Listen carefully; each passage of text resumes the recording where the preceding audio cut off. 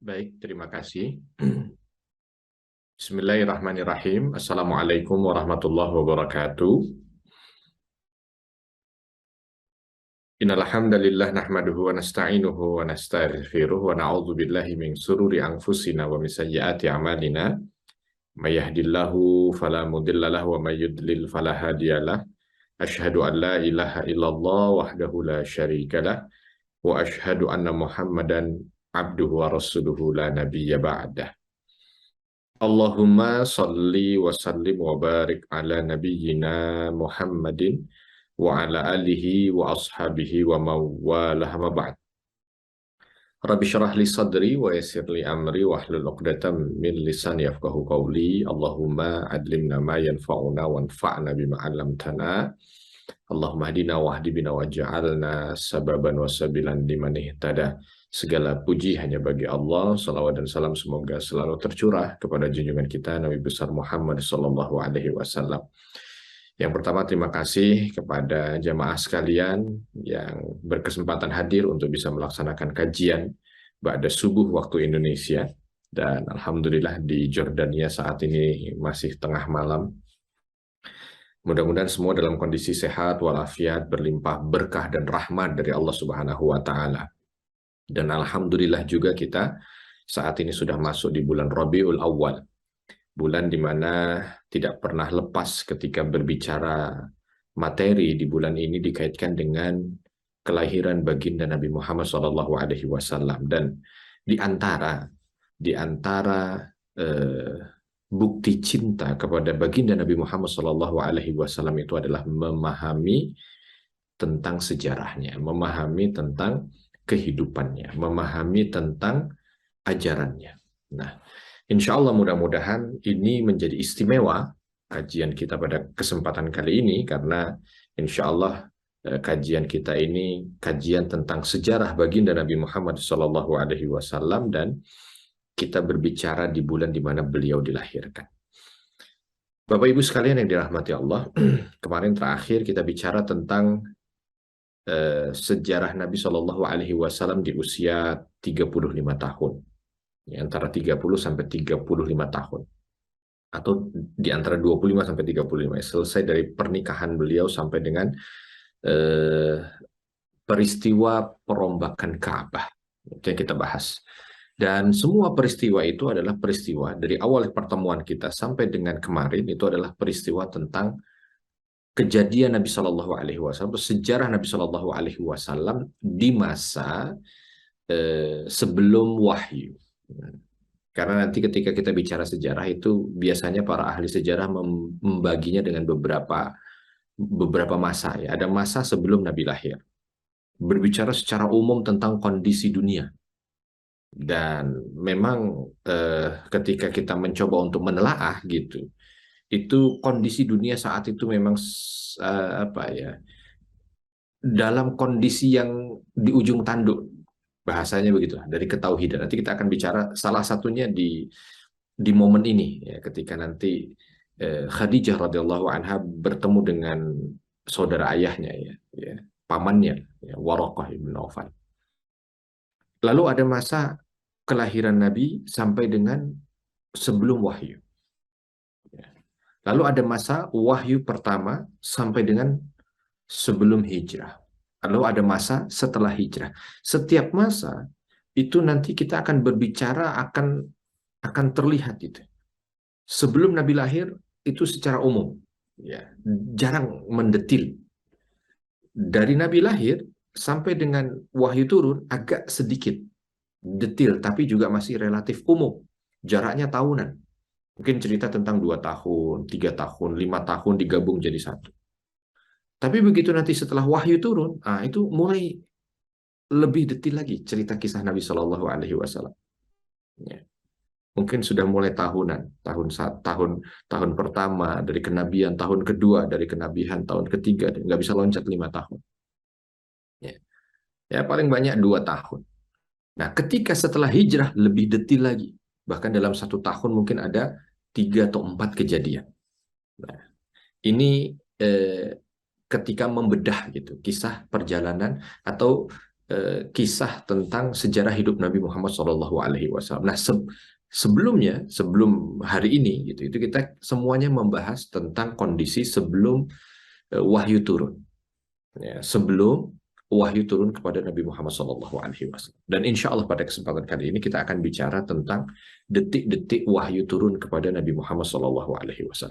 Mungkin sebahagian dari kisah wahyu turun kepada Nabi Muhammad SAW ini di antara kita sudah mendengar, karena pasti akan ada biasanya peringatan nuzulul Quran. Ketika ada peringatan nuzulul Quran, itu akan ada cerita tentang kisah ini. Mungkin bedanya kita akan melihatnya secara keseluruhan, bukan hanya sekedar momen di mana Al-Quran itu turun kepada Nabi Muhammad SAW semata, tidak. Ya. Bapak dan Ibu sekalian yang dirahmati Allah, walau kita bicaranya tentang detik-detik, tetapi ketika kita bicara wahyu, tidak hitungan detik. Tidak hitungan detik, karena muqaddimahnya itu kurang lebih sekitar 3 atau 4 tahun. Ini muqaddimah sebelum wahyu turun. Ya. Jadi muqaddimah sebelum wahyu turun itu 3 sampai 4 tahun. Jadi bukan tiba-tiba Nabi ke Gua Hira langsung di malam itu turun wahyu. Enggak, bukan. Ya. Setelah kejadian kemarin yang kita bahas, di mana orang-orang Quraisy merombak Ka'bah, memugar Ka'bah, membangun kembali Ka'bah, dan di situ ada peran yang begitu besar dari baginda Nabi Muhammad SAW. Beliau yang membawa Hajar Aswad, lalu meletakkan Hajar Aswad di tempatnya. Nah, gitu ya. Itu yang kemarin kita bahas. Selepas dari itu, nama Nabi SAW itu melejit. Makin harum, makin agung di antara orang-orang Quraisy. Bahkan sampai orang-orang Quraisy itu mengatakan bahwa pemimpin berikutnya, nah, mereka mengatakan begitu, pemimpin berikutnya bagi mereka adalah Muhammad. Pokoknya begitu. Di masa itu, pemimpin Quraisy ini seolah terbagi. Ada yang memegang tentang masalah urusan haji, ada yang memegang masalah urusan Zam-Zam, ada yang memegang masalah urusan Ka'bah, ada yang memegang masalah urusan perdagangan, macam-macam. Ya. Nah, di masa itu gitu ya, seolah akan ada opsi bahwa kembali kepada seperti sedia kala dulu orang Quraisy. Apa dia? Pemimpin satu, nggak perlu dibagi-bagi. Nih, ada keinginan seperti itu di antara orang-orang Quraisy. Udah nggak perlu kita pemimpin, ada pemimpin A, pemimpin B, pemimpin C, udah satu aja. Dan mereka seolah hampir saja setuju, karena apa? Orang yang dianggap untuk menjadi satu pemimpin atau pemimpin yang satu itu semuanya sepakat orangnya. Siapa dia? Nabi Muhammad SAW. Kala itu belum menjadi nabi, tapi semua orang sudah mengatakan begitu. Sudah, pemimpin kita itu satu saja. Kita kembali kepada masa dulu, gitu. Tradisi dulu, bahasanya begitu. Nggak usah dibagi-bagi. Tradisi dulu begitu. Ada satu pemimpin, walaupun nanti akan ditunjuk pemimpin yang lain. Nah, kala itu mencuatlah nama siapa? Nabi Muhammad SAW. Dan Muhammad yang jadi pemimpin. Muhammad. Begitu. Nah, ketika Nabi SAW itu seolah semua orang Mekah menginginkan Nabi SAW untuk menjadi pemimpin. Ya. Dan biasanya pemimpin itu diangkat di usia 40 tahun bagi orang-orang Mekah itu. Karena dianggap cukup dewasa, dianggap mampu untuk memahami kondisi, dianggap matang gitu ya. Kan berarti kan usianya sudah sebentar lagi. Ya, usianya sudah sebentar lagi. Nah, Nabi SAW 3 tahun. Ya, jadi tanda kalau kita bilang 4 tahun itu seolah semua masyarakat yang ada di sana itu seolah sudah menobatkan beliau itu menjadi pemimpin. Itu termasuk bagian daripada tanda. Kenapa disebut sebagai bagian daripada tanda? Karena sebelumnya tidak pernah orang Quraisy ini sepakat gitu, untuk mengangkat satu pemimpin. Ini tiba-tiba sepakat. Bahkan ketika berbicara tentang pemimpin, orang-orang Quraisy itu bisa perang gitu karena perselisihan mereka. Tiba-tiba sepakat. Berarti kan ini merupakan tanda. Yang kedua, Nabi SAW karena omongan masyarakat yang ada di sekitarnya, ya, maka beliau ini eh, seolah betul-betul merasa beliau yang akan diangkat untuk menjadi pemimpin. Oleh sebab itu, beliau merasa beban itu ada di pundak yang harus diselesaikan. Karena beliau tidak mau ketika nanti diangkat menjadi pemimpin, itu hanya sebatas ya pemimpin biasa saja yang memenuhi hasrat masyarakatnya agar bisa dipimpin oleh beliau. Tidak. Beliau berpikir bagaimana caranya ketika beliau itu menjadi pemimpin, itu mampu untuk memberikan kebaikan. Apa yang dilakukan oleh beliau? Mulai dari usia beliau berarti berapa? 37 tahun ya, 37, 38, 38 tahun, 38 tahun. Di usia beliau 38 tahun. Sebenarnya kalau orang sekarang 38 tahun itu relatif belum belum belum apa ya, belum ini. Cuman pada masa itu sudah besar gitu. Usia Nabi 38 tahun, relatif muda sebenarnya 38 tahun, tapi suaranya itu sudah apa ya, keharuman namanya itu sudah menyeruak di seluruh Quraisy. Di usia beliau ke-38 tahun, beliau di bulan Ramadan, beliau pilih bulan Ramadan. Di usia beliau ke-38 tahun, dan ini takdir Allah gitu ya, kenapa bulan Ramadan yang dipilihnya. Di usia ke-38 tahun, di bulan Ramadan, beliau bertahanus namanya. Beliau bertahanus. Apa itu tahanus? Bertahanus itu menyendiri, uzlah. Memilih satu tempat ya untuk berdiam diri. Banyak ya hadis yang meriwayatkan tentang itu. Ya, jadi beliau berangkat dari rumahnya. Ya, beliau pilih di bulan Ramadan di usia beliau 38 tahun itu. Beliau membawa beberapa butir roti, ya, lalu pergi. Tempat yang dipilih oleh Nabi Muhammad SAW adalah Gua Hiro. Gua Hiro. Jabalnya dulu namanya Jabal Hiro, tapi sekarang diganti Jabal Nur. Karena wahyu pertama itu datang ke sana seolah menjadi cahaya. Nah, digantilah nama jabalnya Jabal Nur. Kalau dulu namanya Jabal Hiro juga. Guanya juga Gua Hiro. Ya. Beliau ke sana. Bagi yang mungkin Bapak Ibu yang sudah pernah naik ke Jabal Hiro atau Jabal Nur, lalu di atasnya ada goa gitu ya. Itu memang posisinya itu di antara gunung-gunung yang ada. Karena semua gunung di atasnya, ya semua gunung di Mekah itu di atasnya pasti ada goanya. Ya, kalau di Jabal Hira atau di Jabal Nur, guanya itu ya nggak bingung karena cuma satu. Beda nanti kalau misalkan Bapak Ibu datang ke Jabal Sur, nanti kita akan cerita tentang bagaimana hijrah Nabi, maka akan ada kisah dengan Jabal Sur itu. Ya, itu guanya banyak di atasnya, bukan cuma satu. Nah, kalau di Gua Hira atau di Jabal Hira ini, di atasnya hanya ada satu saja. Ada satu gua. Nah, guanya orang Arab bukan gua seperti kita ya. Jadi kalau disebut ghar, itu biasanya hanya gundukan batu saja. Ada batu, ketemu batu, ya. Nah, itu nanti di dalamnya mungkin bisa diisi satu atau maksimal dua orang. Nah, itu disebut ghar. Beda kalau nanti disebut al-kahfu. Al-kahfu itu guanya ya nggak panjang seperti kita. Nggak ada di Arab ini gua kok panjang seperti di tempat kita di Indonesia, nggak ada. Tapi kalau al-kahfu artinya ruangan guanya lebih besar. Bisa diisi mungkin 6 sampai 10 orang.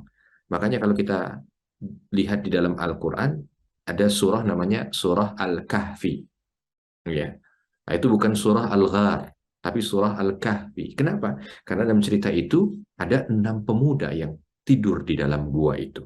Nah, sama-sama gua kalau diartikan. Tetapi kalau ghar itu hanya bisa untuk 2 orang, tapi kalau al-kahfu itu bisa lebih 6 sampai 10 orang. Ya, nah ini ghar, ghar. Beliau berdiam di tempat yang relatif sebenarnya kecil. Lalu dari gua itu langsung nampak kota Mekah itu. Ya. Kalau sekarang ya gunungnya juga di dalam kota Mekah. Ya. Kalau dulu jauh di luar kota Mekah, jauh di luar kota Mekah. Ya, beliau lihat ke sana. Apa yang dilakukan oleh beliau? Mulai dari usia beliau 38 tahun, mulai dari usia beliau 38 tahun, beliau naik ke atas Jabal Nur, lalu naik ya di puncaknya ada goa, ada goa. Beliau duduk di sana, beliau memandang Mekah sambil berpikir.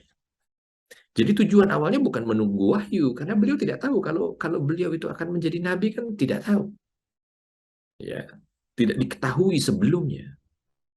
Beliau hanya berpikir kalau nanti beliau itu diangkat dan dinobatkan menjadi pemimpin bagi masyarakat Mekah. apa yang akan beliau berikan. Itu awalnya. Apa yang akan beliau apa apa istilahnya? Apa yang akan beliau jadikan program yang bisa merubah Mekah menjadi lebih baik. Karena pada masa itu, buat orang Quraisy, ya, buat orang Quraisy kehidupan mereka sudah sangat maju menurut mereka. Tetapi menurut pemikiran Nabi Muhammad SAW, dipandu akal beliau kala itu, belum dipandu wahyu, belum dipandu wahyu, tapi dipandu akal beliau kala itu melihat bahwa masyarakatnya justru sedang terpuruk. Ya, dari sini saja Bapak Ibu sudah ada perbedaannya. Orang Quraisy tidak merasa kalau mereka itu terpuruk, enggak, karena pada masa itu sedang maju-majunya perdagangan. Pada masa itu sedang maju-majunya kekayaan. Pada masa itu sedang harum-harumnya nama. Ya, di antara yang mengharumkan nama orang Quraisy adalah apa? Memugar Ka'bah, merenovasi Ka'bah. Itu efeknya buat nama harum orang Quraisy itu betul-betul menyebar ke seantero jagat. Karena memang Ka'bah kala itu magnetnya masih tinggi. Ya. Kenapa? Karena 30 tahun sebelum itu, Ka'bah pernah ingin dihancurkan oleh pasukan terbesar di Jazirah Arab, dan pasukan itu ternyata dihancurkan. Dan mereka menyebut dihancurkan oleh Allah. Mulai dari detik itu, semua orang mengatakan bahwa Ka'bah rumah terpilih dan Quraisy suku terpilih. Ditambah lagi ketika mereka merenovasi Ka'bah, ketika menghancurkan Ka'bah tidak terjadi apapun juga, lalu direnovasi dengan bangunan yang mungkin berubah bentuk juga tidak terjadi apapun juga. Seolah mereka meyakini bahwa Quraisy itu apa yang dilakukan oleh mereka mendapatkan ridho dari Allah. Jadi namanya makin harum kala itu. Dia lagi tinggi-tingginya sebenarnya. Tetapi menurut Nabi Shallallahu Alaihi Wasallam belum dipandu wahyu. Sekali lagi belum dipandu wahyu Bapak Ibu ya. Baru dipandu akal. Karena itu mengatakan masyarakat Quraisy sedang terpuruk. Apa yang menjadi landasan Nabi itu? Masyarakat Quraisy ini terpuruk. Satu, memang perdagangan mereka maju. Tapi kemajuan perdagangan mereka ini kebanyakan dilandasi dengan hal-hal yang tidak adil, zalim. Ya. Entah dari sisi bohongnya, entah dari sisi apa lagi, bohong menipu sama aja ya, entah dari sisi apa lagi, tidak jujur ya sama aja ya, entah dari sisi kedolimannya, pemaksaannya, ya, perjudiannya, dan lain sebagainya. Dulu masih nggak ada masalah karena syariat kan belum turun kan, jadi belum ada yang memandu mereka. Jadi mereka pandu itu bukan dari sisi halal haram, mereka pandu dari sisi ini bisa mendatangkan keuntungan atau tidak. Ya, walaupun itu judi, tapi kalau judi itu mendatangkan keuntungan, menjadi halal buat mereka. Ya, walaupun itu menipu, tapi kalau menipu itu ternyata bisa mendatangkan keuntungan, menjadi halal buat mereka. Yang ini tidak masuk bagi Nabi Muhammad SAW. Itu mereka, beliau pikirkan. Yang kedua, perzinahan. Ya, bagaimana perzinahan ini merajalela luar biasa. Penindasan. Ya. Lalu apa lagi? Eh, Kesombongan. Ya. Egoisme. Macam-macam. Itu yang membuat Nabi Shallallahu Alaihi Wasallam itu bertahan mesti itu mikir kira-kira kalau saya jadi pemimpin ini nanti apa yang akan saya lakukan. Dan itu dilakukan sebulan full, Bapak dan Ibu sekalian, di bulan Ramadan. Pulang beliau, karena memang itu hanya dilakukan di bulan Ramadan saja. Di usia berapa? 38 tahun. Beliau mendapat wahyu bukan di usia 38 tahun. Beliau mendapat wahyu di usia 40 tahun. Pulang beliau. Nah, ketika pulang, kan melewati beberapa bukit juga gitu ya. Itu ketika pulang di usia 38 tahun itu, tanda berikutnya dari kenabian adalah batu-batu di antara bukit yang ada itu memberikan salam kepada Nabi Muhammad SAW. Assalamualaikum ayyuhan Nabi. Sampai Nabi mengatakan, aku tidak tahu sebelumnya apa yang terjadi sampai ketika memang wahyu nanti turun kepada Nabi, maka Nabi mengatakan apa? Aku masih mengingat lokasi-lokasi batu yang sebelum ini memberikan salam padaku. Ya. Jadi ketika pulang dari tahanus di tahun pertamanya, Ya. Uzlah di tahun pertamanya, berdiam diri selama sebulan full di tahun pertamanya itu, di usia beliau 38 tahun itu. Pulang dari sana, itu beberapa batu, tidak semua batu, tapi batu di antara gunung-gunung itu menyampaikan salam kepada Nabi. Nabi kala itu tidak tahu apa maksudnya, ya kan? Apa yang disebut dengan salam, apa yang disebut dengan Nabi, apa yang disebut dengan enggak. Ya, karena Nabi Shallallahu Alaihi Wasallam bukan termasuk yang mempelajari agama sebelum, enggak. Beliau tidak ada keterikatan dengan para pendeta, beliau tidak ada keterikatan dengan para rahib. Berbeda dengan beberapa sahabat yang kala itu memang terbiasa ketika mereka melakukan perjalanan, mereka mendatangi para rahib, para pendeta untuk belajar tentang agama sebelum Islam. Agama Samawi, bahasa kita sekarang itu. Tapi Nabi tidak.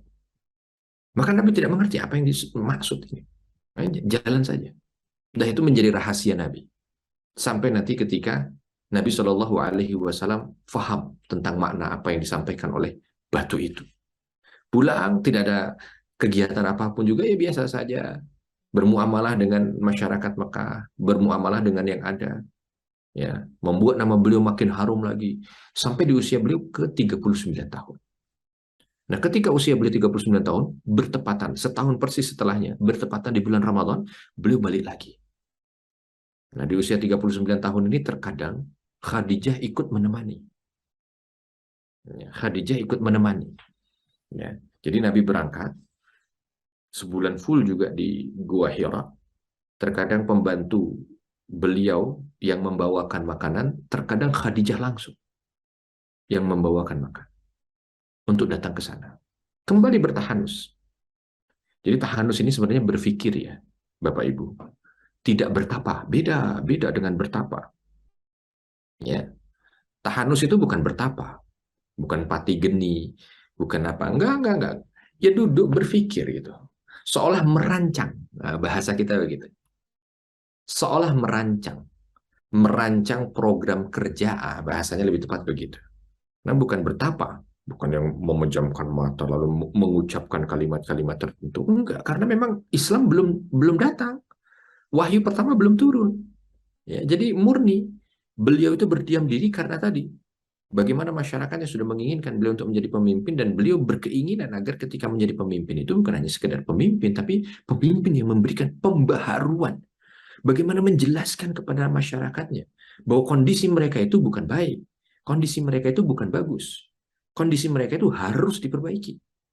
Walaupun mereka sekarang tadi yang saya katakan kesulitannya memperbaiki kondisi orang yang merasa bahwa dirinya kurang baik itu lebih mudah dibanding memperbaiki kondisi orang yang merasa dirinya dalam kondisi yang sangat baik, kan repot. Nah, itulah yang dipikirkan oleh Nabi Muhammad SAW. Nah, di usia ke-39 tahun ini, terkadang Khadijah istrinya ikut serta. Ya. Pulang dari Tahanus, selesai di bulan Ramadan itu juga, pulang dari Tahanus, kejadian yang sama terjadi. Ya. Batu-batu memberikan salam. Dan ini adalah tahun kedua memberi salam itu. Dan tidak memberi lagi di tahun berikutnya. Nah, karena tahun berikutnya sudah turun wahyu nanti. Nah, 6 bulan. Ya, 6 bulan sebelum wahyu turun. Ya, 6 bulan sebelum wahyu turun. Berarti kurang lebih di bulan Rabiul Awal ya. Mulai dari Rabiul Awal gitu. Ya, di usia beliau yang ke-40 tahun lah bahasanya begitu.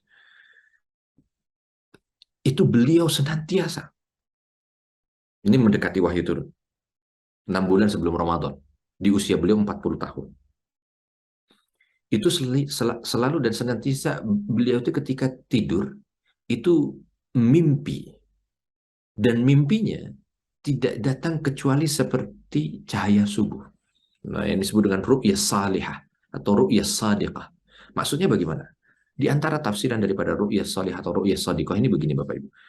Malam mimpi, malam mimpi, paginya terjadi seperti apa yang dimimpikan. Malam mimpi, paginya terjadi seperti apa yang dimimpikan. Ya.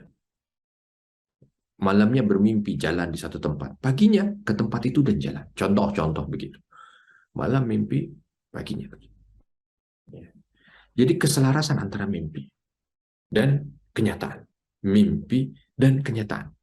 Banyak hikmah. Kenapa kok sampai 6 bulan Nabi dilatih seperti ini? Ya, di antara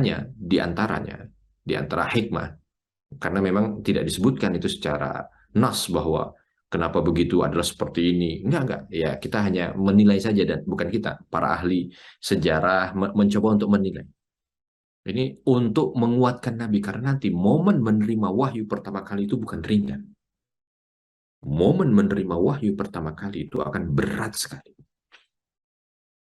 Ya, berat sekali. Akan menjadi sesuatu yang membingungkan, akan menjadi sesuatu yang menggoncang jiwa. Maka seolah disiapkan dulu, difahamkan. Ini mimpi, ini nyata. Ini mimpi, ini nyata. Dikuatkan 6 bulan. Ya, mimpi apa? Kejadian besok. Mimpi apa? Kejadian besok.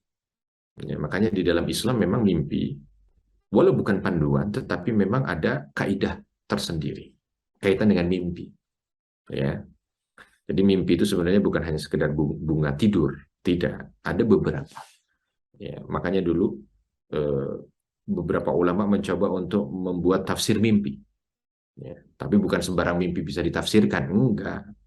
Ya, ada kaidahnya. Makanya Nabi Shallallahu Alaihi Wasallam ada momennya beliau itu mendengarkan mimpi para sahabatnya lalu ditafsirkan. Ya. Di antara buktinya adalah Anas bin Malik radhiyallahu anhu berkeinginan sekali untuk bisa mimpi dengan kaidah yang sudah ditentukan tadi itu maksudnya itu ya. Lalu melaporkan mimpinya agar ditafsirkan oleh Nabi Shallallahu Alaihi Wasallam. Tapi kita nggak bicara tentang mimpi, bagaimana kaidah menafsirkan mimpi dan bagaimana mimpi yang bisa ditafsirkan, bukan. Ya. Nanti itu momennya sendiri. Tapi intinya mimpi itu bukan bukan hanya sekedar bunga tidur. Walau bukan semua mimpi bisa ditafsirkan lalu kita menjadikannya sebagai panduan, karena mimpi bukan panduan, enggak. Secara umum, mimpi di dalam syariat itu ya aturan umumnya memang kalau dia mimpi buruk tidak boleh diceritakan, dia meludah kecil ke sebelah kiri lalu bertawuz kepada Allah Subhanahu wa taala. Kalau mimpi baik dia bersyukur, bertahmid dan boleh menceritakan. Itu kaidah umum, tetapi di balik kaidah umum itu ada kaidah khusus. Nah, ini 6 bulan Nabi bermimpi dengan kondisi seperti itu sampai masuk di bulan Ramadan di usia beliau 40 tahun. Berarti 40 tahun 6 bulan kan kalau beliau itu lahir di bulan Rabiul Awal. Di usia 40 tahun, kembali di bulan Ramadan beliau naik. Tetapi belum genap 1 bulan. Ya, belum genap 1 bulan. Berbeda riwayat di antara satu dengan yang lain. Ada yang mengatakan itu di tanggal 7 Ramadan, ada yang mengatakan di tanggal 17 Ramadan, ada yang mengatakan di tanggal 21 Ramadan. Berbeda di antara para ahli sejarah gitu ya. Tapi intinya di bulan Ramadan yang belum genap. Ya. Belum selesai satu, karena 2 Ramadan sebelumnya sampai selesai baru beliau pulang, sampai selesai baru beliau pulang. Ini belum. Ya, belum genap 1 bulan di bulan Ramadan, beliau didatangi oleh makhluk yang kedatangannya tidak diketahui. Ya, yang kedatangannya tidak diketahui. Ya, makanya sebahagian besar ahli sejarah mengatakan itu di malam hari. Lalu tiba-tiba didekap dari belakang. Sampai membuat beliau itu, ya, dalam hadis yang diriwayatkan oleh Bukhari, sesak, nggak bisa bernafas. Dipeluk dengan kencangnya. Lalu makhluk ini mengatakan, Iqra. Nabi hanya mengatakan, Ma ana biqari. Ketika makhluk ini mengatakan, bacalah. Saya tidak bisa baca. Bacalah. Saya tidak bisa baca. Bacalah. Saya tidak bisa baca. Terus begitu 3 kali. Makna ma ana biqari. Arti tentang saya tidak bisa baca kalimat yang disampaikan oleh Nabi Shallallahu Alaihi Wasallam ini makna hakiki ya Bapak Ibu ya. Memang Nabi Shallallahu Alaihi Wasallam tidak bisa baca, tidak bisa tulis, ummi bahasanya. Dan itu bukan sebuah kekurangan buat kita, karena ada beberapa sekarang orang yang seolah tidak menerima kalau Nabi Muhammad Shallallahu Alaihi Wasallam itu tidak bisa baca dan tidak bisa tulis. Kenapa tidak menerima? Sedangkan Nabi mengatakan begitu, bahwa beliau adalah ummi, ya sudah. Dan itu bukan aib. Kenapa? Karena ini 1400 tahun yang lalu. Tidak semua orang itu seperti kita saat ini bisa menulis dan bisa membaca. Enggak, jangankan dulu Bapak Ibu. Tahun 45 saja di saat kita merdeka, kita bisa tahu tuh. Ya, jumlah orang yang bisa baca dan bisa nulis sangat sangat sedikit kan? Apalagi ini 1400 tahun yang lalu. Dan ini merupakan sebuah kelebihan. Karena apa yang nanti akan disampaikan oleh Nabi Shallallahu Alaihi Wasallam itu tidak bisa diserang dari sisi di mana beliau pernah membaca literatur sebelumnya. Beda cerita kalau beliau itu ahli baca. Beda cerita kalau beliau itu ahli tulis. Maka orang Quraisy akan mengatakan, ah, kamu ambil Muhammad dari orang-orang yang mungkin pernah jumpa dengan kamu. Mereka nggak nyerang dari situ. Tidak ada serangan dari Quraisy yang menyerang dari sisi bahwa Nabi itu mengambil dari orang lain. Karena orang Quraisy paham bahwa gimana Nabi mengambil orang dari orang lain, orang Nabi tidak bisa baca, Nabi tidak bisa tulis. Ya, jadi itu bukan sebuah kekurangan ya, enggak. Jadi ya udah, kalau Nabi mengatakan begitu kita. Nah, Nabi mengatakan mana Nabi qari, saya nggak bisa baca. Jangan diartikan yang lain-lain nggak bisa baca karena itu di malam hari gelap. Enggak ada tafsiran itu. Tafsirannya hakiki. Nabi nggak bisa baca. Sampai ketika itu dilepas perlahan sambil makhluk ini mengatakan surah ayat 1 sampai 5 surah Al-Alaq. Iqra bismi rabbikal ladzi khalaq. Khalaqal insana min 'alaq. Terus sampai selesai seolah dilepas itu, dekapan itu. Nah, ketika dekapan itu dilepas baru beliau bisa melihat, dan ketika melihat lebih lebih menggetarkan beliau lagi karena ini makhluk belum pernah dilihat. Bayangkan Bapak Ibu, sendirian di atas gua, didatangi makhluk yang nggak pernah ada dalam bayangan, tiba-tiba mendekat, wah nggak kebayang. Jadi kalau mencoba untuk membayangkan itu saja, itu aja kadang-kadang ya merinding sendiri, itu ya wajar aja. Karena memang kondisinya seperti itu, apalagi pada masa itu ya, Gua Hiro, sekarang Gua Hiro udah rame. Pada masa itu, maka Nabi turun dari Gua Hiro. Turun dari Gua Hiro dalam kondisi yang terengah-engah gitu ya. Lalu lari sampai di rumah. Sampai di rumah langsung beliau demam. Minta diselimuti, zammiluni, zammiluni, dathiruni, dathiruni, kepada istrinya, Khadijah. Khadijah bingung, apa yang terjadi pada suamiku ini? Ya. Ngomong nggak bisa, badannya demam, panas. Minta gemetar, minta diselimuti. Oleh Khadijah diselimuti. Yang bisa membuat Nabi Shallallahu Alaihi Wasallam berbicara lebih banyak dan bisa menjadi tenang. Ya, karena Nabi kala itu hanya mengatakan ada apa yang terjadi wahai suamiku. Apa yang terjadi wahai suami? Ini momen genting ya. Ini baru terlihat gitu perannya Khadijah radhiyallahu anha. Kalau mungkin yang menjadi istri Nabi kala itu bukan Khadijah, lain ceritanya ya. Orang sekarang bilang kalau istrinya bawel repot itu. Apa sih udah dibilangin jangan pergi ke sana, kan akhirnya kan begini kan kejadiannya. Oh, gitu nggak jadi. Ya, ini karena Khadijah radhiyallahu anha jadi menenangkan. Ya. Khadijah yang mengatakan ketika Nabi hanya mengatakan ada makhluk, mengerikan, ada makhluk. Ya. Memang bukan mengerikan dalam artian enggak, tapi memang belum pernah dilihat kan, jadi gimana ya, membuat rasa. Tapi Khadijah kala itu langsung mengatakan, demi Allah, makhluk itu bukan makhluk yang buruk. Ya. Padahal Khadijah belum lihat ya. Dan Khadijah tidak tahu. Ya. Tapi Khadijah kala itu hanya mengatakan, tidak, demi Allah, dia bukan makhluk yang buruk. Karena engkau tidak pernah melakukan hal yang buruk, wahai suamiku. Engkau yang selalu membantu orang yang susah. Engkau yang selalu membela orang yang terzalimi. Engkau yang selalu menyambung silaturahmi. Engkau yang selalu terus segala kebaikannya sampai akhirnya membuat Nabi itu menjadi tenang. Berarti makhluk yang datang tadi bukan makhluk buruk. Ya. Seolah istrinya mengingatkan bahwa perilaku Nabi adalah perilaku yang baik. Ini tidak mungkin perilaku baik itu mengundang makhluk buruk untuk datang. Tapi Nabi tetap masih gemetar dan demam tinggi.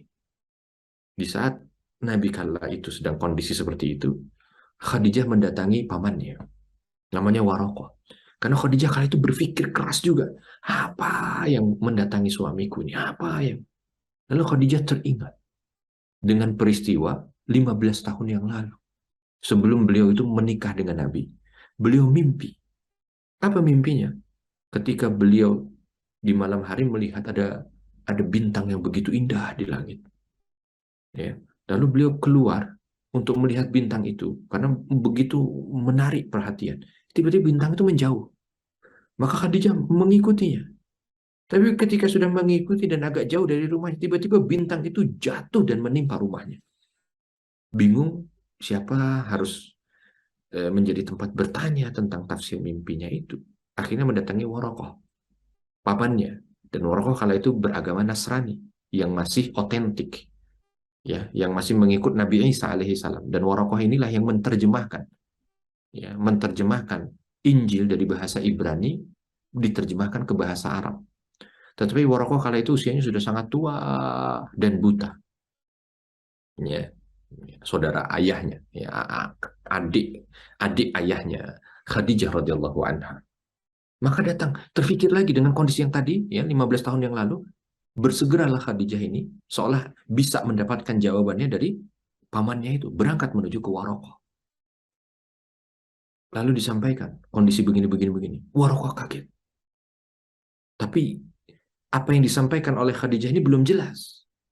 Maka Warokoh meminta, bawa suamimu kemari. Supaya lebih jelas lagi apa yang dijumpai. Dibawa ketika beliau sudah agak sembuh gitu ya, dibawa. Lalu diceritakan semuanya oleh Nabi, apa yang dilihat. Lalu Warokoh itu hanya bisa memandang Nabi Shallallahu Alaihi Wasallam. Padahal buta, ya, maksudnya memandang tatapan matanya ke arah Nabi dan mengatakan, wahai apa bahasanya, keponakanku gitu ya. Ketahuilah bahwa yang datang kepadamu itu adalah Namus. Namus itu nama lain Jibril.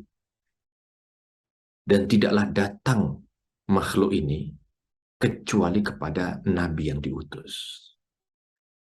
Maka jika benar apa yang kau katakan, dan jika benar bahwa wahyu turun padamu, maka aku akan menjadi orang pertama yang akan beriman terhadap apa yang diturunkan padamu.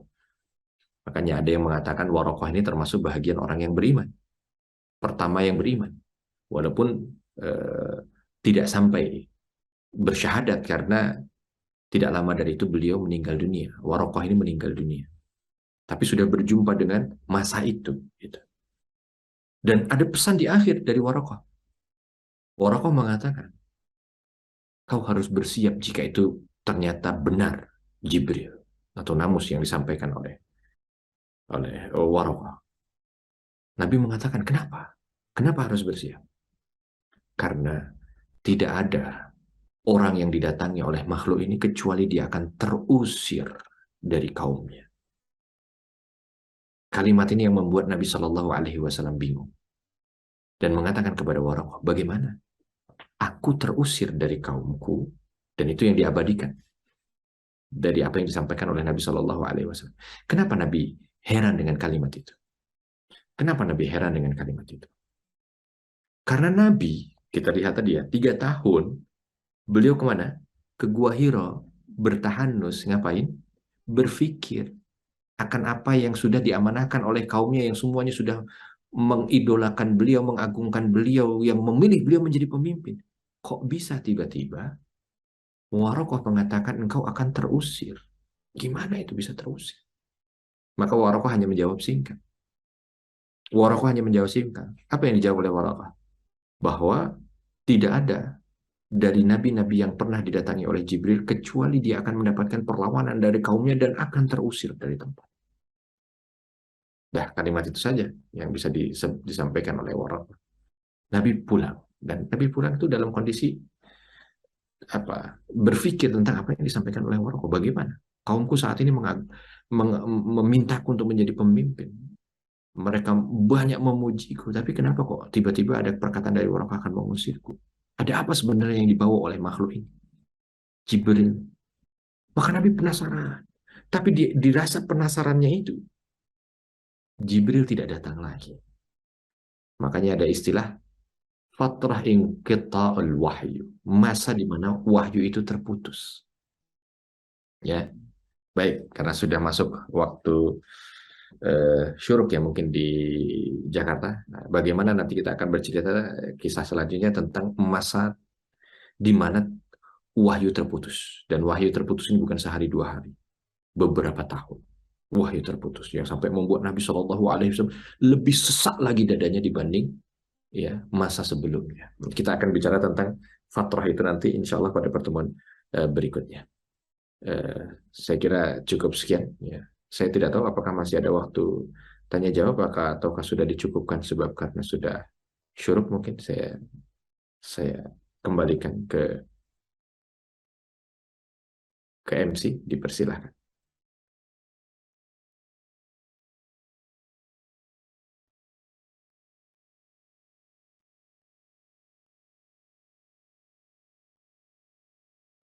Cukup ya? Oh belum masuk, saya dilihatnya tadi. Baik, masih berapa menit lagi? Mungkin kalau ada pertanyaan dipersilakan. Menunggu waktu.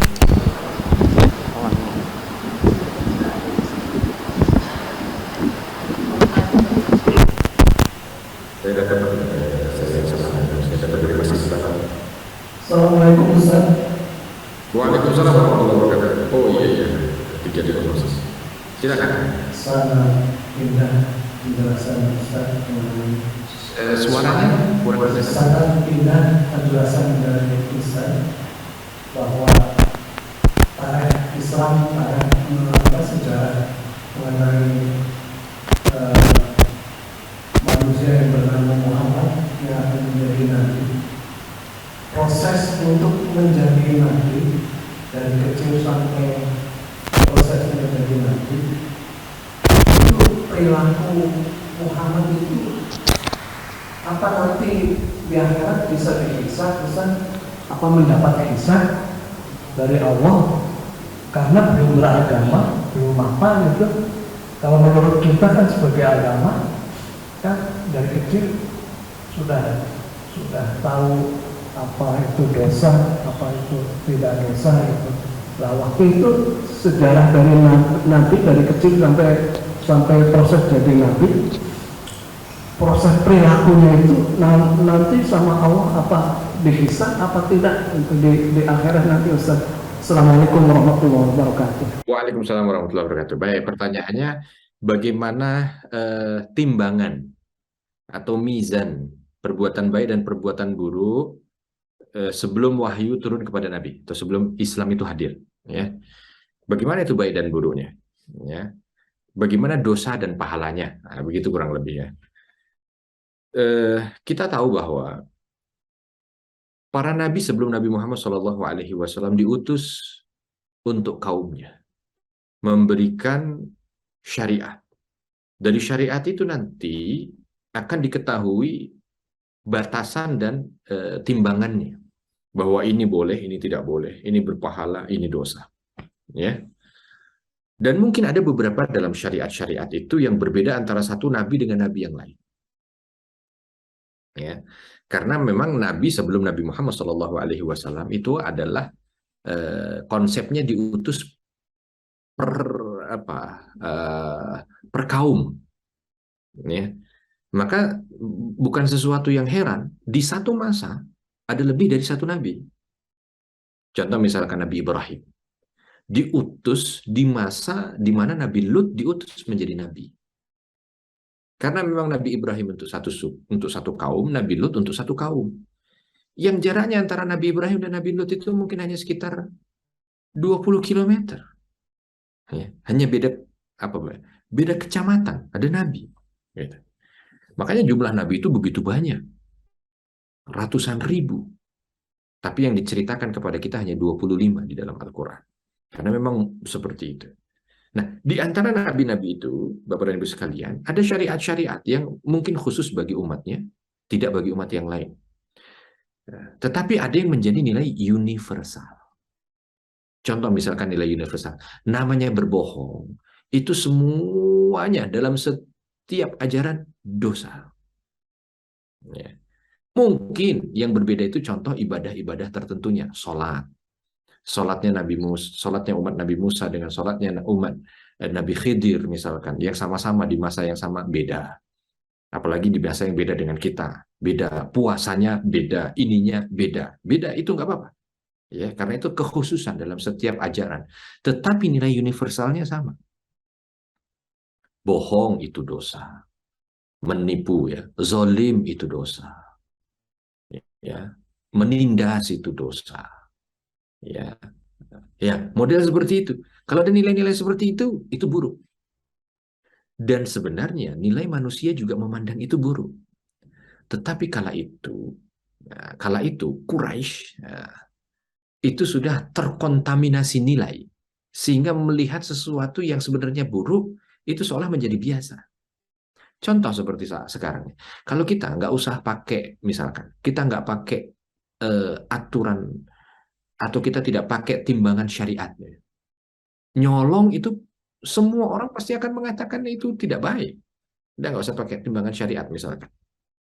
Nyuri itu perbuatan buruk, sepakat semuanya. Ya. Kalau kita mau pegang nilai universalnya, membunuh, itu sudah, ya kan? Nilai universalnya begitu. Tetapi kadang-kadang ada di mana manusia ini seolah menghiasi sesuatu yang buruk itu seolah menjadi hal yang biasa atau bahkan menjadi baik. Ah, ini kan masalahnya di sana. Makanya zina itu, kalau kita mau bicara tentang nilai universal, buruk namanya zina itu. Buruk. Tapi kadang-kadang manusia ini dengan segala apa istilahnya ya, dengan segala kecerobohannya seolah membuat itu baik, itu nggak apa-apa, itu boleh, itu apa. Nah, kan itu kan jadi masalah. Di situ masalah. Ya, bahkan nanti mungkin lama-lama menyolong itu jadi biasa kalau manusia itu berusaha untuk membuatnya menjadi biasa gitu. Atau mungkin nanti membunuh itu juga akan menjadi biasa. Biasa aja dibunuh. Karena pada masanya kan dulu begitu. Ya, seorang raja itu bebas untuk membunuh rakyatnya, atau seorang saudagar bebas untuk membunuh pembantunya, apa segala macam. Mungkin begitu, orang yang kaya boleh membunuh orang yang miskin, majikan bebas membunuh budaknya, misalkan contoh begitu kan. Padahal namanya membunuh itu yang buruk gitu. Nah, artinya kalau dilihat nanti pertanyaannya, mizannya apa atau timbangannya apa sebelum datang syariat, timbangan universal tadi. Ya. Timbangan universal itu pandangan akal manusia. Tetapi ini hanya terbatas sampai sebelum wahyu turun. Begitu wahyu turun sudah tidak lagi. Tidak lagi diperbolehkan manusia itu menggunakan akal untuk menimbang. Harus dengan sandaran wahyu. Ya, harus dengan sandaran syariat, akal yang akan diarahkan oleh syariat. Begitu kurang lebih, Bapak. Bagus pertanyaannya. Ya, terima kasih.